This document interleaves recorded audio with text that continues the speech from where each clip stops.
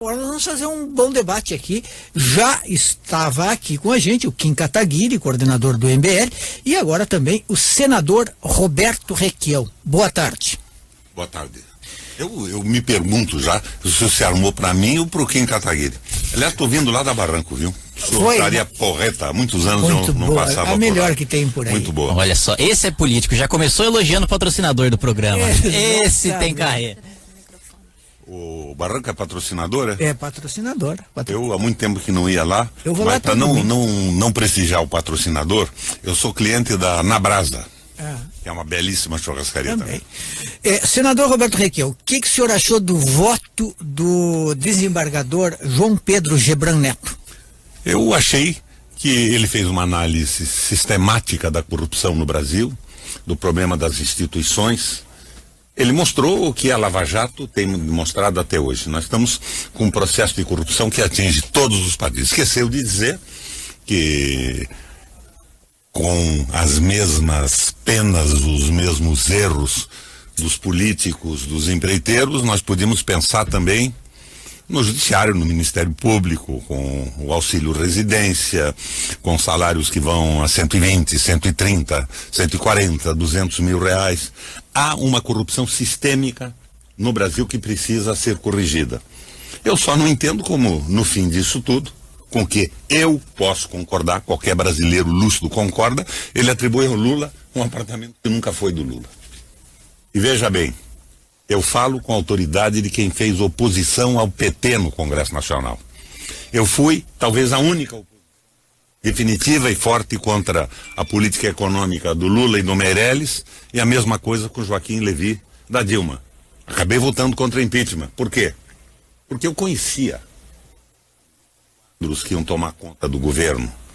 Eu analisei aquela brincadeira da ponte para o futuro, que é um projeto liberal com ideias da Margaret Thatcher e do Reagan da época, que, aliás, recentemente, num plebiscito na Inglaterra, a população, da ordem de 73% a 83%, se manifesta pela reestatização da água, da energia elétrica e das ferrovias, porque aquela brincadeira liberal não deu certo, não foi boa para a população.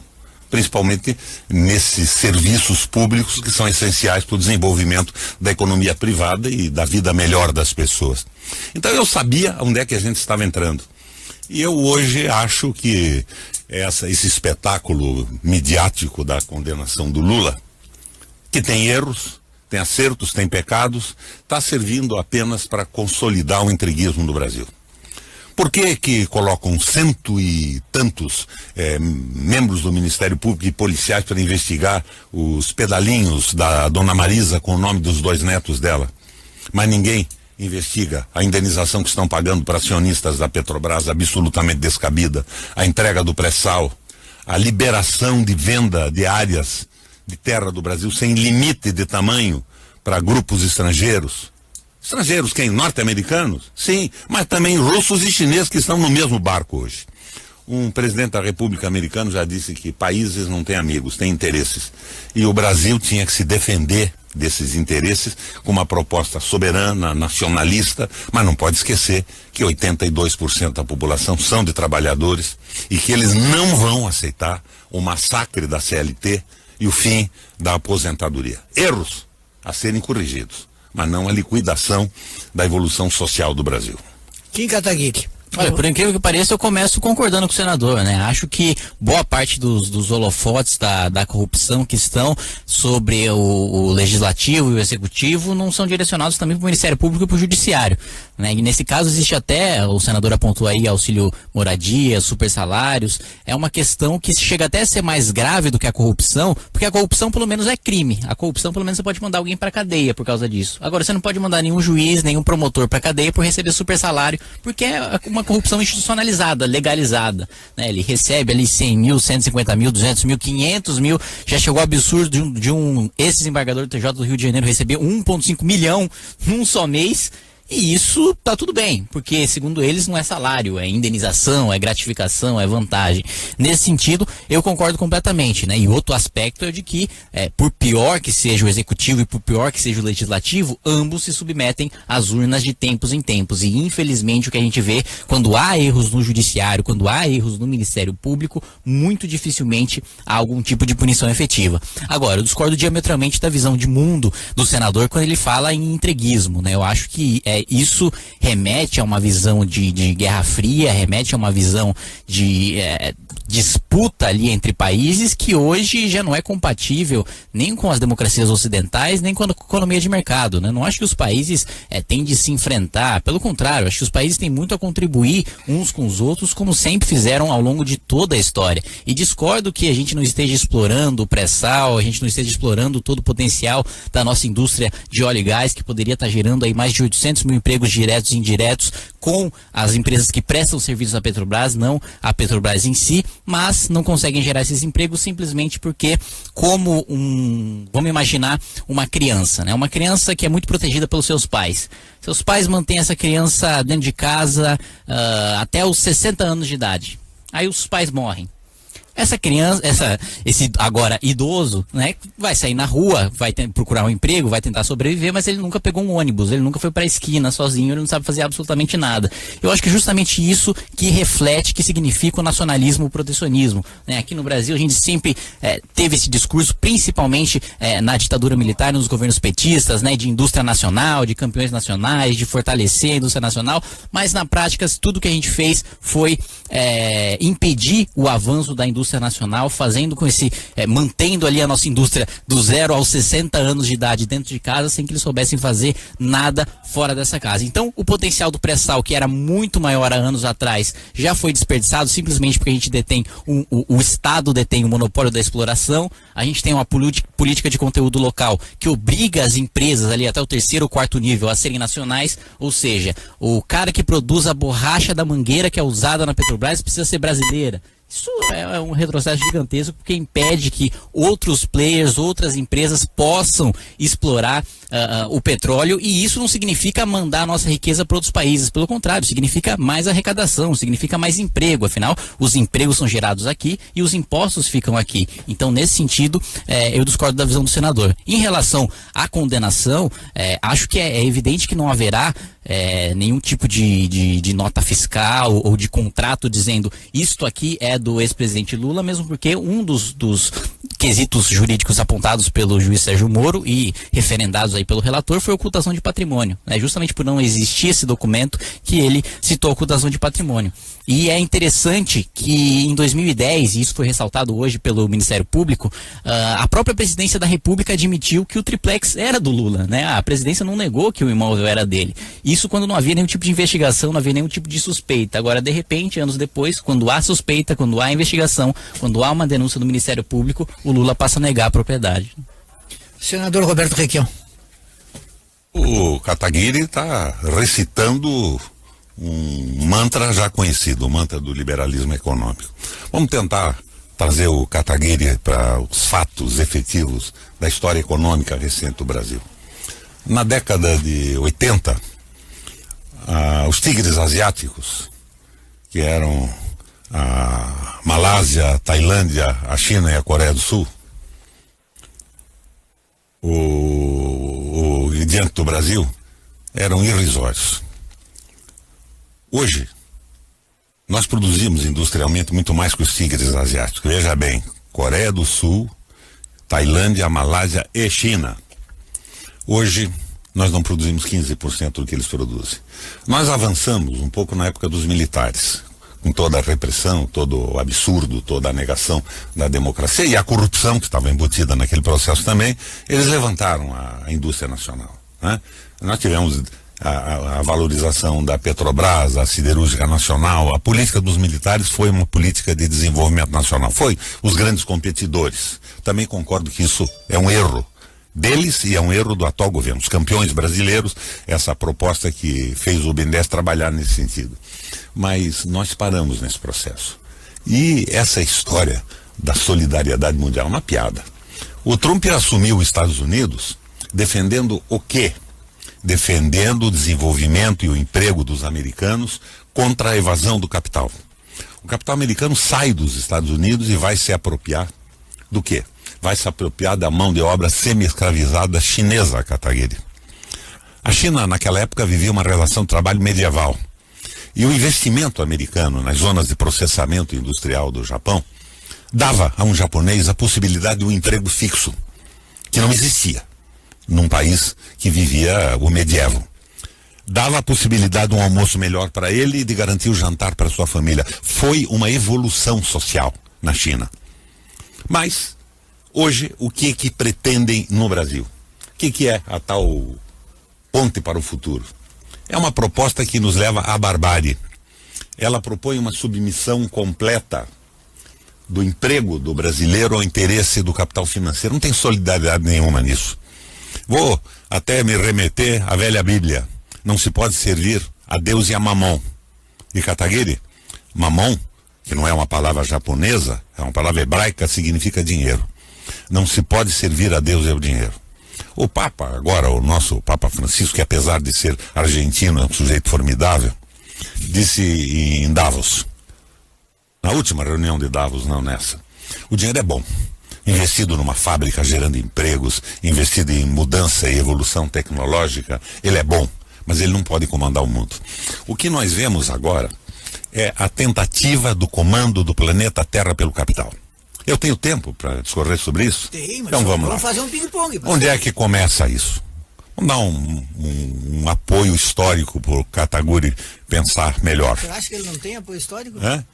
Pô, isso a opinião é sua. Eu disse que eu vou tentar dar um apoio histórico para ele. Veja bem, isso começa na Europa, no leste, não no leste europeu, na Europa. O nazismo foi derrotado, Kataguiri. A Rússia estabeleceu o comunismo. E a Europa, com medo do comunismo, dos avanços comunistas da época, da prevalência do trabalho sobre o capital, aquele mantra todo da Rússia comunista, começa a fazer concessões às políticas sociais. Surge o Estado Social. O que era o Estado Social? Garantia direito dos trabalhadores, viabilizava a política de emprego como fundamental, garantia direito às minorias raciais, direito às mulheres e a sustentabilidade. Começava a se preocupar com a natureza também. E daí surge o Estado Social. Mas e a Rússia, por uma série de contradições, que nós não vamos discutir aqui, cai o regime comunista na Rússia. O capital, então, resolve voltar à sua proposta inicial da hegemonia, a globalização, o domínio absoluto dos governos. E se suporta num tripé, Kataguiri. Primeiro ponto de apoio desse tripé: a precarização dos governos, com a magnificação do Banco Central. Banco Central comandado pelo capital financeiro, coordenando de forma absoluta a economia, e os governantes, quaisquer que sejam os sistemas, na Europa eram muitos sistemas de governo, passam a ser meros gendarmes, homens de arma, policiais para conter a revolta da população que tinha os seus direitos sacrificados de emprego, de salário, de aposentadoria, de evolução no processo civilizatório. Ela é contida pelos governos e dominada pelo capital. Primeiro ponto de apoio. Segundo ponto de apoio: a precarização do parlamento. Os partidos se dissolvem com financiamento privado de campanha. O financiamento privado de campanha faz com que os programas partidários, na prática, desapareçam. E que os parlamentares não tenham nenhuma responsabilidade mais com seu discurso durante a campanha eleitoral. Eles passam a responder, para usar um termo gaúcho aqui, em homenagem ao nosso mediador, passam a ser meros mandaletes dos seus financiadores. E daí vem o terceiro ponto de apoio da proposta liberal, da dominação absoluta do capital financeiro nos países e, consequentemente, no mundo: a globalização financeira, financiarização do planeta, que é a precarização do trabalho. É o fim das garantias trabalhistas, no Brasil o fim da CLT, e a entrega da previdência pública para grupos privados. Claro, Não vou dizer a vocês que a Previdência brasileira não tinha pontos a serem corrigidos, assim como a CLT. Comecei a minha vida como advogado trabalhista, conheço bem isso e acho que muitas modificações tinham que ser feitas. Mas não. O que eles estão imaginando na ponte para o futuro que nós vivemos hoje? É aquela história do consenso de Washington. Uma nova reorganização do trabalho no mundo.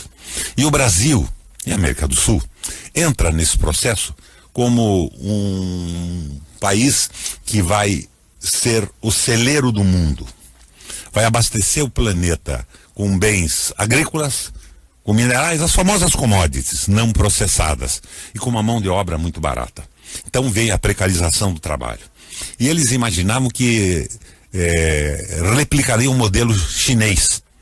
Mas no Brasil não é a China.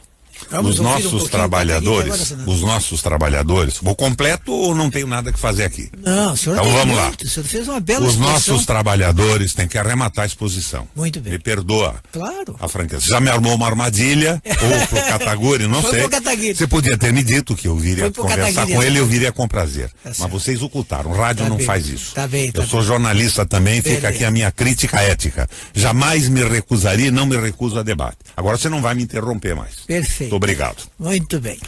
Bom, os trabalhadores chineses viviam uma relação medieval de trabalho. Os brasileiros não. Nós estamos no Ocidente. As conquistas sociais foram acumuladas ao longo de décadas no último século. E nós vivemos também o Brasil do Getúlio Vargas, da consolidação das leis sociais. Nós não vamos nos transformar num rebanho a serviço do capital e celeiro do mundo nessa divisão do trabalho do consenso de Washington. Há um erro nesse processo. Nós temos que partir para uma visão nacionalista, não pela direita, não na linha do seu ex-aliado, o Kataguri, o porra louca do Bolsonaro. Nunca foi meu aliado, senador. Fotografias, não estavam lindos juntos, inclusive. O senhor também tem Mas fotografias com vários sobre é um nacionalismo sadio, progressista e fraterno em relação ao mundo.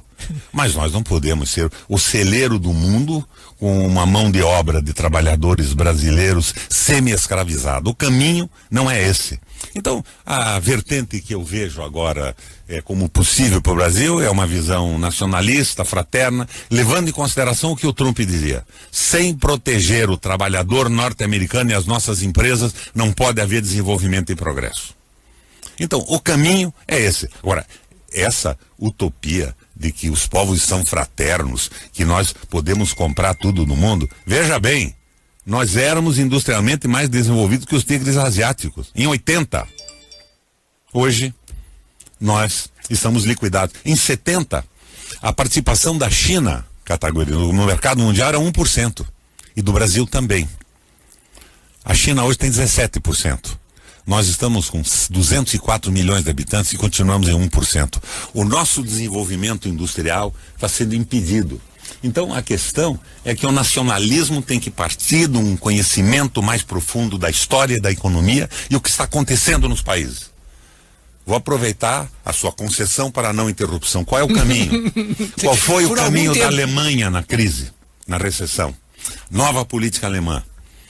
Se entrega a economia para o economista liberal. Horace Greeley e Hjalmar Schacht.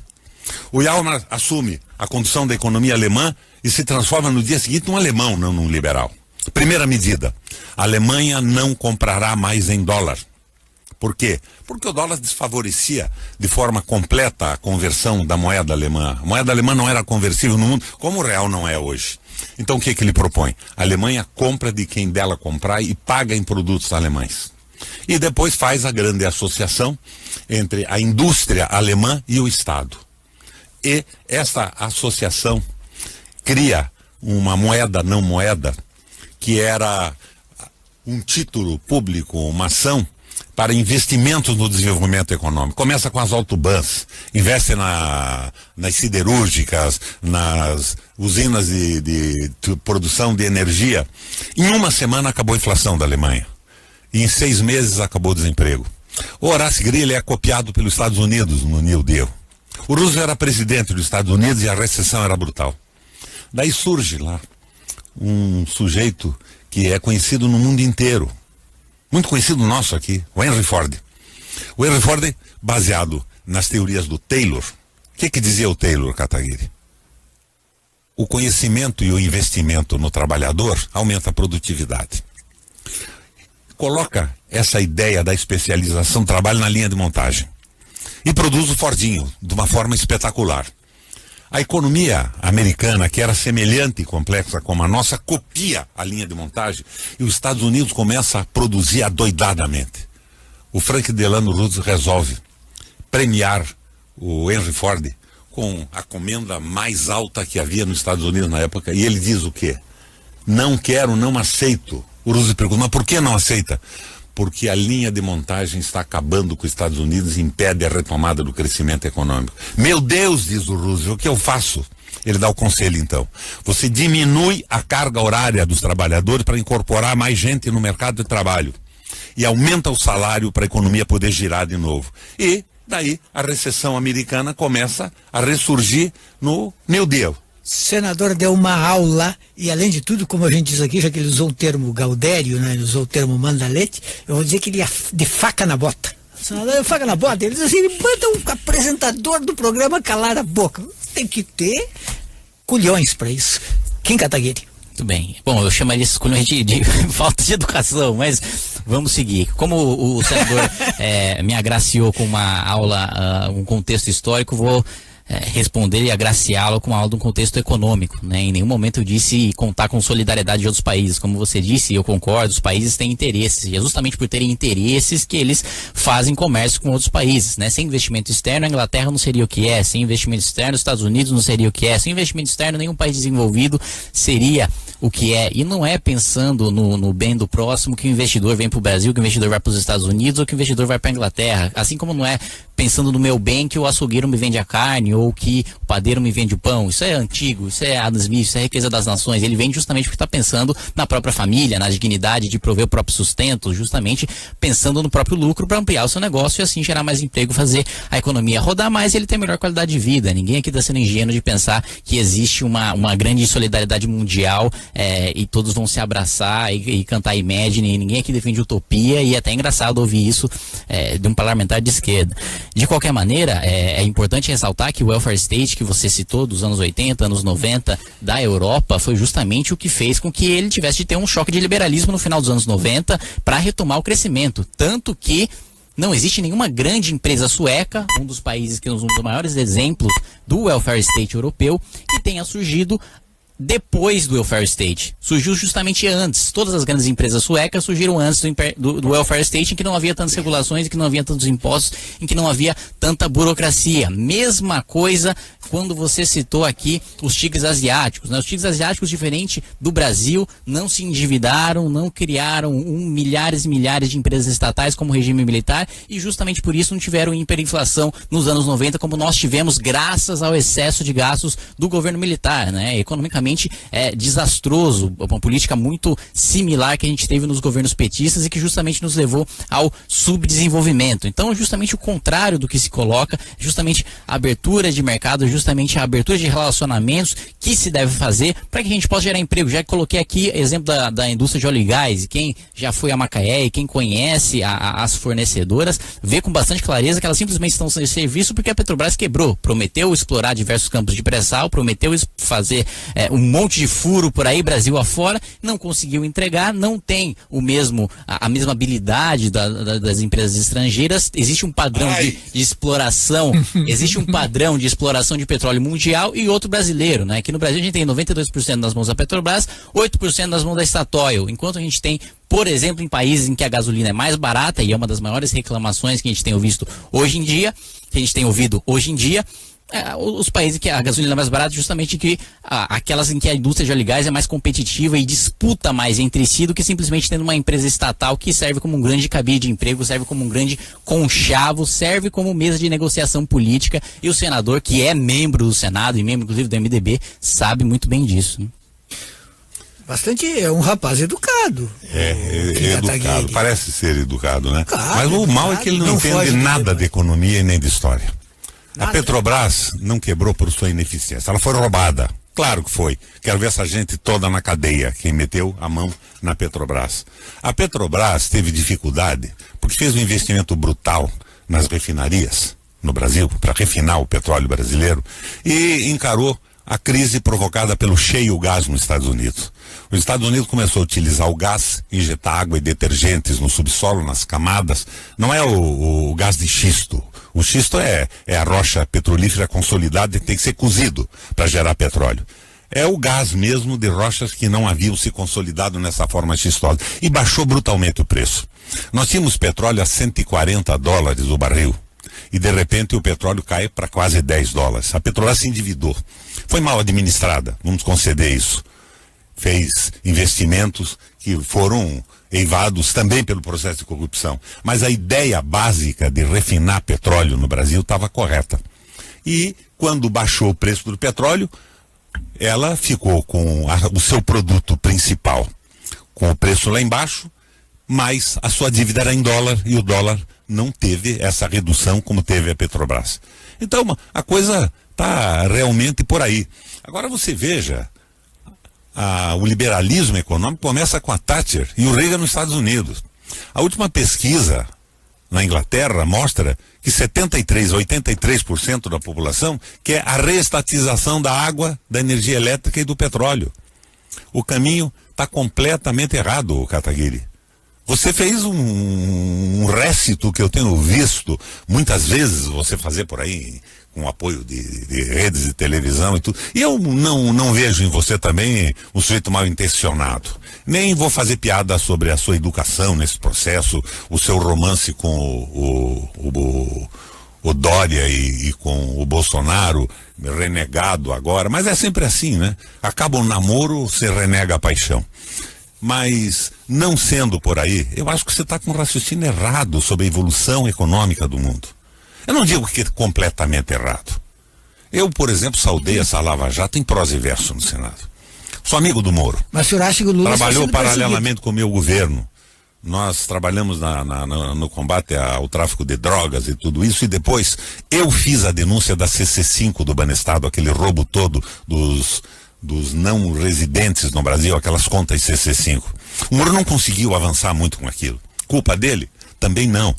Passou para a Justiça Estadual e esse entrelaçamento de interesses entre os poderes da República amorteceu aquele processo todo.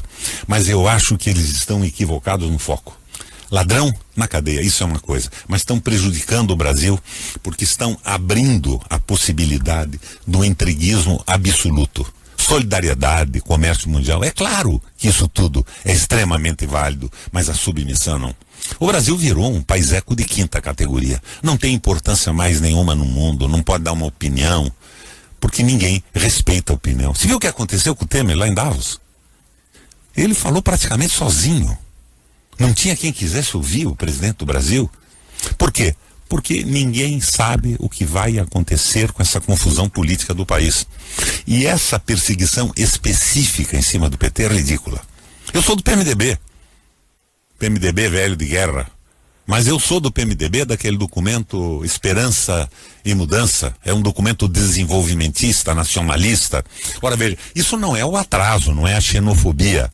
Você tem que adaptar aos momentos de evolução da economia no mundo, os interesses nacionais. Mas hoje o que está havendo é uma tentativa de escravização de 82 milhões de trabalhadores em favor do capital financeiro.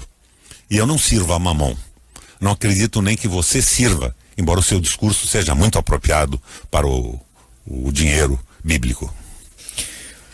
E Kataguiri? Não, eu não compreendo como o senador disse ser tão defensor da Operação Lava Jato, mas ao mesmo tempo disse que ela deveria se preocupar com se é político A, político B ou político C, porque estaria supostamente entregando o país a algum entreguismo, né? Afinal... Dando cobertura ao entreguismo. Mas se a justiça deve ser feita, ela deve ser feita independentemente das articulações políticas, independentemente das posições políticas ou do cenário eleitoral que está posto aí no país, né? Ainda que você considere os candidatos que estão aí... Tocou o telefone do senador. E que podem superar o ex-presidente Lula entreguistas, você não pode fazer disso um argumento para absolver alguém que é comprovadamente criminoso. Não. Isso simplesmente você colocar, é o mesmo argumento que sempre os petistas vêm utilizando. Não, vamos deixar primeiro o Lula ser julgado pelas urnas. Pô, então vamos fazer o Mas vocês também não são um pouco indulgentes, por exemplo, com a corrupção do Temer, as malas de dinheiro do Gedel. Por que vocês não fizeram manifestações de rua gigantescas, como aquelas contra Dilma, pela deposição do Temer? Vamos lá. Primeiro, porque não é o MBL que tem um botão que coloca 1 milhão de pessoas na rua, né? É o momento da sociedade. O MBL mobiliza. Você se interessa mais. Agora, o segundo motivo é porque eu quero que o Temer seja punido. E o Temer não seria punido pelo Supremo Tribunal Federal caso a denúncia fosse aprovada pela Câmara. Diferente do processo de impeachment em que o Congresso é juiz, decide se o presidente é condenado ou absolvido, na denúncia da Procuradoria-Geral da República, o Congresso não é juiz. Ele só define se o processo vai acontecer no curso do mandato do presidente ou ao final. E ao final a gente sabe que Temer vai cair na primeira instância nas mãos do juiz Sérgio Moro, e aí sim eu não vejo influência dele como eu vejo influência dentro do Supremo Tribunal Federal. Eu acho que é maluquice negar que há. Inclusive acho que o senador concorda comigo nesse sentido, de que Michel Temer tem muito mais influência no Supremo Tribunal Federal do que na primeira instância. Agora, em relação a trabalho semi-escravo, a trabalho escravo, a precarização das condições de trabalho, todo o país gerou melhores condições de trabalho com produtividade, não com leis, né? As leis não fazem gerar riqueza, as leis não fazem brotar dinheiro do chão. Assim como a China, que você citou agora, trabalho semi-escravo, hoje o salário médio bruto é maior do que de um brasileiro. E aqui nós estamos super protegidos pelos direitos trabalhistas, sendo mais miseráveis hoje que os próprios chineses, que a gente fazia piada há algum tempo atrás, né? Perdendo indústria, inclusive, para o Paraguai, que a gente também fazia piada há algum tempo atrás, né? Em breve a gente vai estar lá, os paraguaios vão estar vendo os produtos brasileiros, falar, made in Brasil, isso aqui é vagabundo, isso aqui eu não quero, como a gente costumava fazer com os produtos paraguaios, justamente por causa de mais abertura de mercado. E isso, você acha que os brasileiros estão indo lá para o Paraguai para, em nome do Brasil, representar os interesses do Brasil, trazer riquezas para o Brasil? Claro que não, estão indo para lá para lucrar no Paraguai com as condições de lá, assim como lucrariam aqui com as condições daqui se elas fossem mais favoráveis, se elas fossem melhores, né? Depois da Revolução Industrial, que é sempre pintada ali, geralmente por professores de história e militantes de esquerda, como aquele terror em que mulheres grávidas trabalhavam e crianças eram escravizadas 12, 14 horas, sem Revolução Industrial não haveria produtividade suficiente para que o trabalho infantil fosse uma preocupação, para que direitos trabalhistas fosse uma preocupação. Porque simplesmente antigamente, exemplo, né, na Inglaterra, antes da Revolução Industrial, 39% da população tinha menos de 15 anos de idade, né? Quando você não tem máquinas, quando você não tem produtividade, quando você precisa de muita terra e muito trabalho para produzir pouca comida, simplesmente não tem como você sustentar a sua população sem que menores de 15 anos trabalhassem, porque eles representavam 39% da população. Isso só foi possível pós-Revolução Industrial, pós o que muitos chamam de precarização do trabalho, pós o que muitos chamam de trabalho semi-escravo, pós o que muitos chamam de trabalho em serviço do capital, mas que na verdade representou o aumento de 10 vezes na população, um aumento da qualidade de vida nunca antes visto, um aumento da expectativa de vida nunca antes visto. Hoje, eu, o senador, todos que estão aqui têm uma vida razoavelmente melhor do que de muitos reis de antigamente, que não tinham acesso à vacina, que não tinham acesso à geladeira, que não tinham acesso à televisão, que não tinham acesso à comida, simplesmente porque houve aumento de produtividade, houve comércio entre países e dentro desses países, não ressaltando mais uma vez, não por solidariedade, né? Quem aqui acredita que todos os seres humanos podem dar as mãos e viver igualmente, acho que são os comunistas, que não é nem o meu caso, nem o seu caso. Agora, a questão de negar que o aumento de produtividade é o que de fato gera o aumento da qualidade de vida e não uma legislação ou agora, o aumento de produtividade diminui os empregos. Aumento de produtividade. Se o aumento de produtividade diminuísse os empregos, senador, a gente eu vou repetir para você o conselho do Henry Ford. Senador, conselho do Henry Ford ao presidente Roosevelt. Senador, eu não te interrompi em nenhum momento. Você tem que diminuir. Senador, não, nós estamos num debate. Rapaz. Tudo bem, mas não te interrompi em nenhum momento. Senador. Você não quer interrupção? Não quero interrupção, assim como o senhor não quis na sua fala, eu não quero interrupção na minha fala. Eu estou entendendo o que assim, é o MBL. Vocês querem primeiro a escravização do Brasil para depois termos um crescimento econômico. Que tipo de ser humano acorda de manhã e fala, quero escravizar o Brasil? Você acha que eu sou um vilão? Pelo que eu vejo é você. Pelo amor de Deus, senador. Claramente, é você. Talvez inconscientemente, por falta de informação histórica, sociológica. Mais uma vez. Bandido de quadrinho da turma do Frota, do Bolsonaro. Mais uma vez, tive a educação de não interromper o senhor nenhuma vez. Peço que você tenha a mesma delicadeza, a mesma sensibilidade com a minha fala. Muito obrigado, senador. Então, continuando o raciocínio, o aumento de produtividade, se ele gerasse desemprego, depois da Revolução Industrial não teria emprego para ninguém, porque foi o maior boom de produtividade da história do mundo. né? Era a mesma coisa a gente dizer que a invenção da lâmpada diminuiu os empregos dos criadores de velas, ou que mesmo o avanço do Uber diminuiu os empregos dos taxistas. Isso é aumento de produtividade. Tecnologia é aumento de produtividade, senador. Ou tecnologia diminui a produtividade? Muito bem. Todo o petróleo, todo o carvão, tudo que aumentou a produtividade, só mais 30 segundos para concluir. Perfeitamente. Tudo que aumentou e gerou mais produtividade, posteriormente, também gerou mais emprego, gerou novas profissões, né? E é justamente isso que a gente tem visto hoje, por exemplo, com o Uber, que emprega 150 mil pessoas e que há algum tempo atrás era inimaginável porque a produtividade era menor. Ou seja, dizer que a produtividade diminui o número de empregos é ceder a tese dos ludistas, né? Que quebravam máquinas da Revolução Industrial para proteger os seus empregos. Isso é coisa de japonês, não é comigo isso, é mais com você. Não, isso é coisa de inglês, de europeu. Muito bem, 3 minutos, senador Roberto Requião, para a sua conclusão. Porque já estourei o tempo. Se eu aceitasse essa tese em relação ao julgamento que está havendo aqui, o TRF4, de que uma multidão de indícios fazem a convicção do juiz, eu estaria chamando aqui o Kataguiri de fascista. Porque ele, e tem indícios sérios disso, se associou ao Bolsonaro, se associou ao Frota, se associou ao maluco do Dória em São Paulo. É uma coisa rigorosamente impossível. Eu não vou fazer isso. Isso não seria falta de educação. Eu não sou muito educado, não.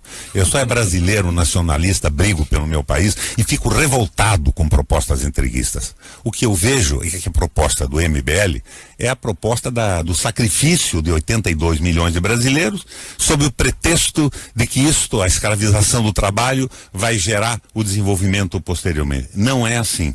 O menino Kataguiri está errado, como errou na companhia do Frota, do Bolsonaro e do Dória. A saída é uma saída fraterna. O que você está propondo é o fim da fraternidade. É a escravização do trabalhador como se isso fosse um instrumento de progresso. Você não entendeu nem o New Deal americano. Quando o Ford disse ao Roosevelt que ele tinha que diminuir a carga horária para colocar mais gente no mercado de trabalho e que tinha que aumentar o salário para a economia girar. Não é o contrário que se faz isso. Na Alemanha foi diferente. O Goldman Sachs se preocupou mais com a produtividade. E a produtividade, por via de consequência, naquele momento, acabou com o desemprego em 6 meses e com a inflação numa semana. Mas foi uma associação entre o Estado Nacional e a indústria nacional no desenvolvimento que garante a soberania, garante o processo de evolução da tecnologia. Me perdoa, Kataguiri, apesar desse seu jeito supostamente simpático, você está sendo mal educado, eu sou brasileiro. E quando mexem com o Brasil, com o trabalho, com a nossa história, eu perco completamente o sentido de educação. Hoje, eu que fiz oposição ao Lula, acho que o Lula é o ponto de apoio para o fim desse discurso amalucado, que você coloca que, na verdade, é a ponte para o futuro do Temer.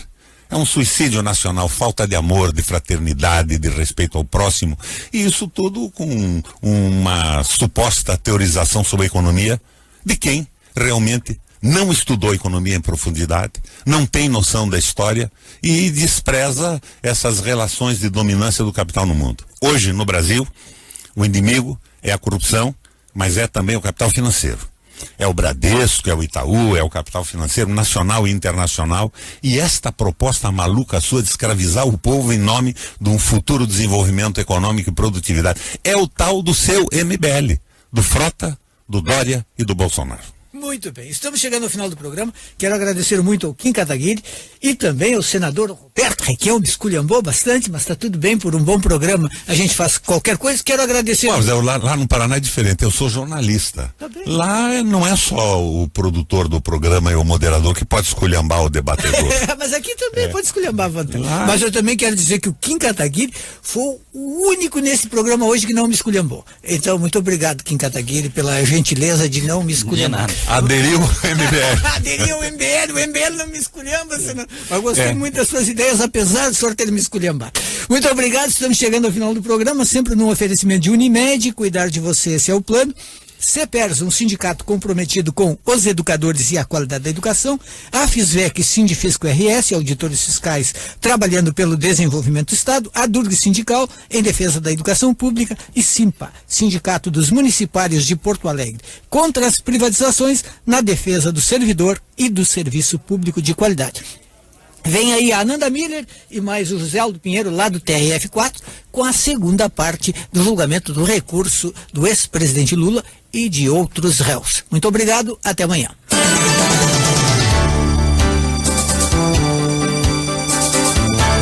Esfera Pública.